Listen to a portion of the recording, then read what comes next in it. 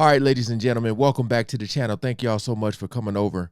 Now, look, we are back on the Grunge channel, and this title right here, my wife is normally the one who always end up giving me breaking news on artists that when they pass away, and then we be like out and about doing stuff, and then I get home and I start looking at my social medias and requests come rolling in for me to do reactions. But 1970s musicians that you may not have known died. I'm pretty sure there's gonna be a lot in here I did know, or that I've reacted to and I end up finding out. But we're gonna check this out. Shout out to the Grunge channel again. Make sure you guys are subscribed.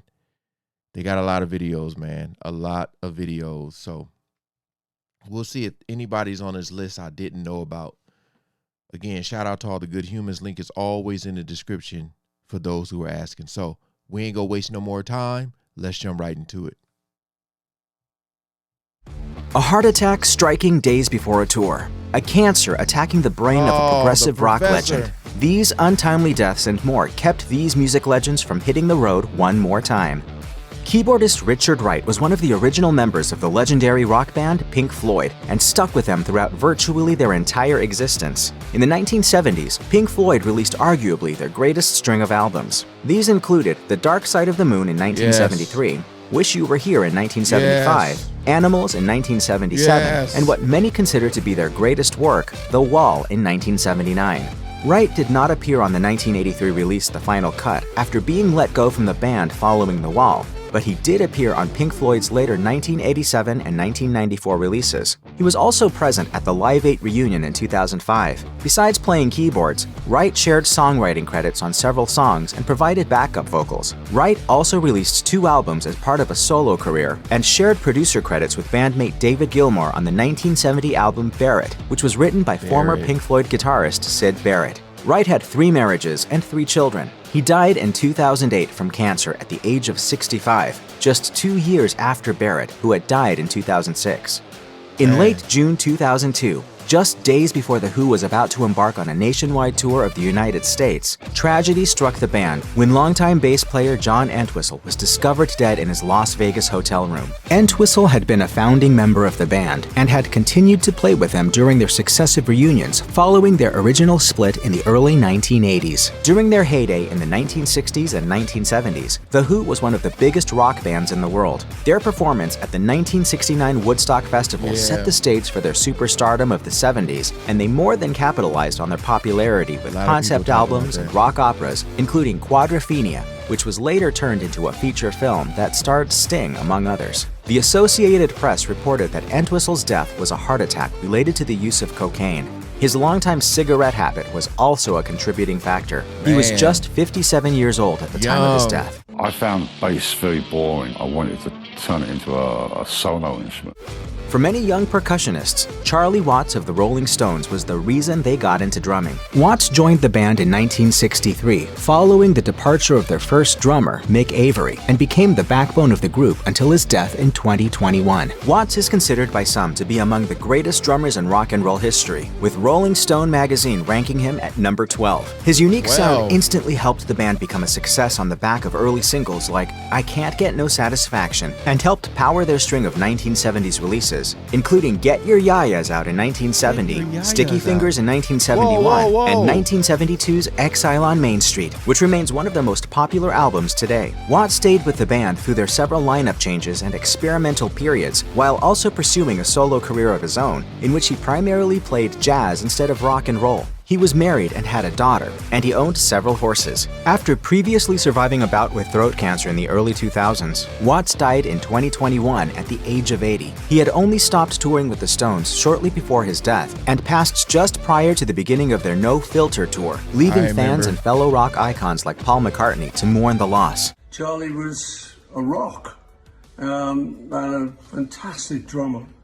Gregg Allman was most widely known for founding the Allman Brothers Band with his brother Duane Allman. He played both organ and performed vocals on many songs, and he was also the principal songwriter. Though the Allmans had started to perform as a band in the late 1960s, their popularity really took off in the 1970s following the release of the 1971 album Live at the Fillmore East. The album captured their unique sound, which combined southern rock, psychedelia, and jam rock together. Duane Allman died in 1971 following a motorcycle accident. The group continued on before eventually disbanding in 1976, though they later reunited several times, playing their final concert in 2014. Following the dissolution of the Allman Brothers, Allman collaborated with his wife Cher before their divorce in 1978. He also released several solo albums, including the Grammy-nominated Low Country Blues in 2011. Gregg Allman passed away on May 27, 2017 at the age of 69. According to the New York Times, Allman died from complications due to liver cancer. He had overcome struggles with substance and alcohol abuse and had already received a liver transplant a few years prior to his death. Gregg Allman left behind a wife and 5 kids.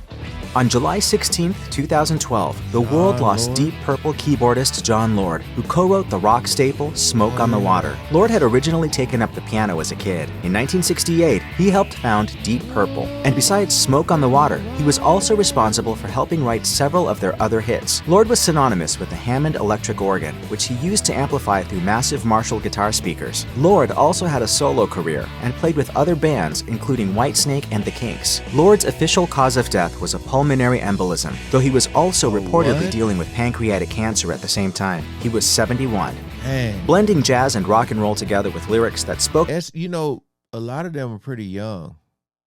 Like, when I say that, I mean, like, they had a lot, like, especially when I look at people who are still rocking out. Dang, man. So far, I think I knew pretty much all of these. I think.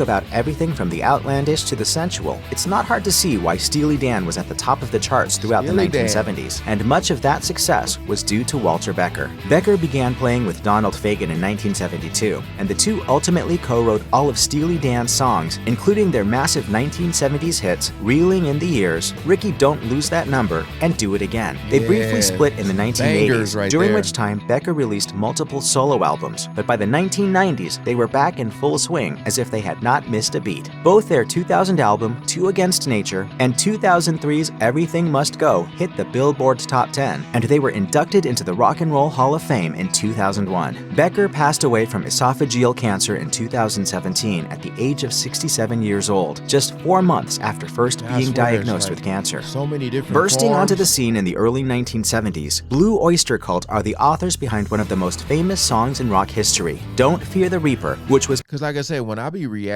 to stuff, you guys, you know, I'll go to the comment section and y'all be like, rest in peace, or like, he was such a great artist. Like, sometimes, like, I don't know. I just be reacting to stuff, not knowing that the person, and sometimes I'll even talk as if they're still alive. So again, thank y'all for whoever had let me know about these artists, man. It's like the ones who get like cancer and stuff like that, it's like super duper duper sad. The ones with like drugs and stuff, and I know everybody was doing them.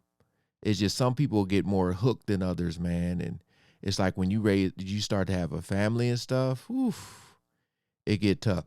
It get extremely tough, man, to not be tempted, you know, with those addictions.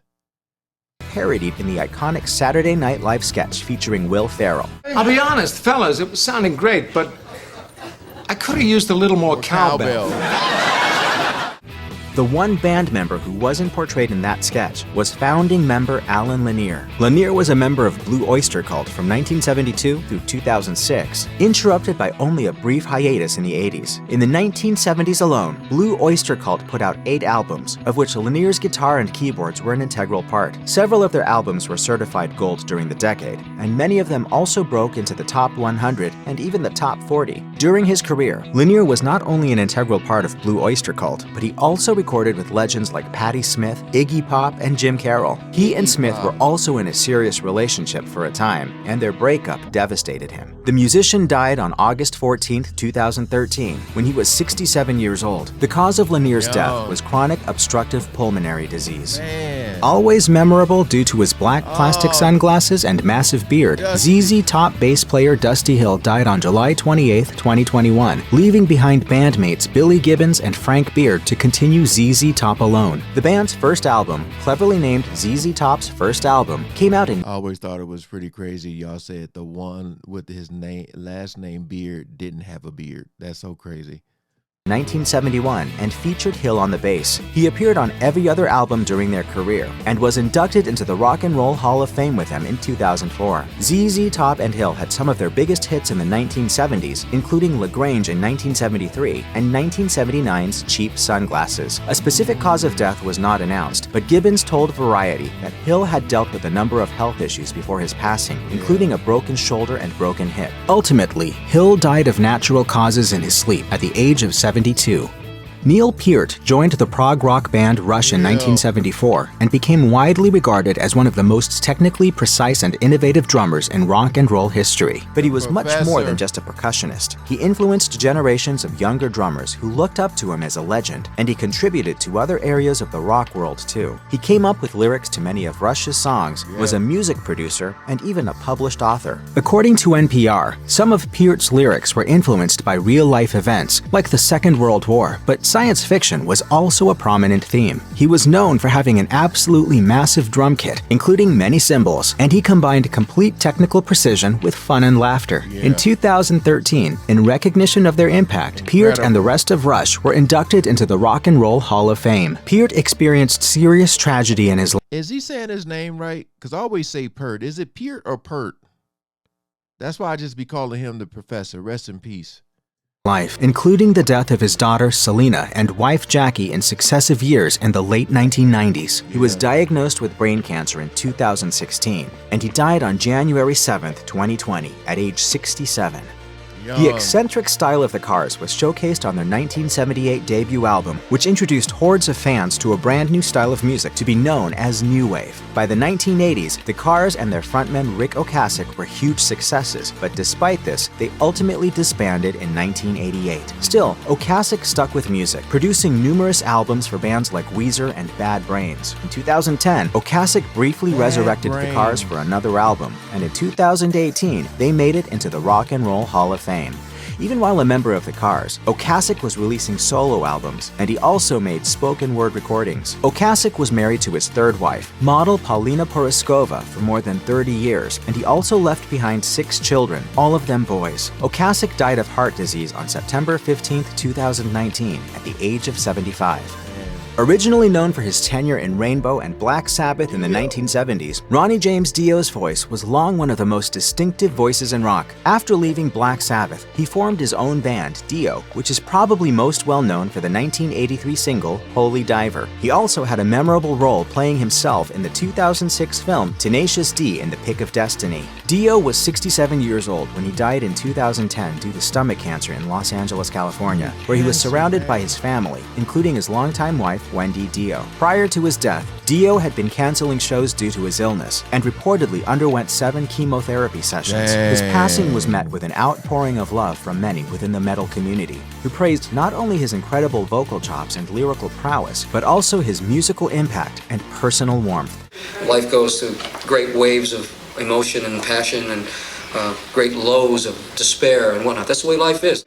Brad Delp and Boston originally debuted in 1976 and soon established themselves as one of the top-billed acts in rock and roll. Originally from Danvers, Massachusetts, it was Delp's falsetto voice that gave Boston their unique sound and helped transform the music into radio-friendly ballads. Their first 2 albums, Boston in 1976 and Don't Look Back in 1978, are still 2 of the most popular in their entire catalog. Though he briefly left in the early 1980s and mid-1990s, Delp rejoined the band in 2002 and was still fronting the group when he died in 2007 at the age of 55. Following his untimely death, his vocals appeared on the 2013 Boston album Life, Love and Hope, which was recorded just prior to his passing.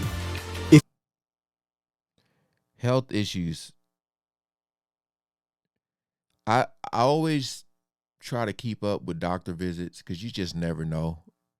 Something so minor could end up being something so big. But like, man, when you do so many like drugs and stuff when you're young, and when I say that, I mean like I know it because like where I grew up, in LA, it was a lot of people doing drugs. And a lot of them aren't with us anymore today. And the ones that are, they're in pretty bad shape. So for you, it's not like they're trying to recover and just live life.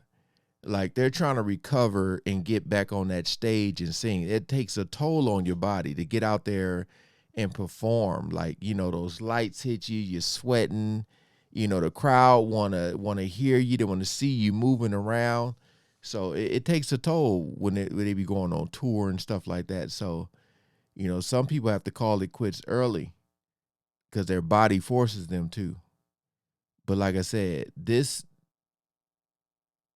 it was a few in here I didn't know. Just again, for those of you who have ever, let me know. Because like I said, I be out and about. And a lot of times my wife will tell me, we'll just be out somewhere chilling, eating, or just Disneyland or the mall, whatever the case may be. And my wife will be like, such and such just died. And I'll be like, what? I was just listening to their, you know. But yeah. Again, shout out to the Grunge channel. Appreciate you guys coming over and watching, man. Peace out.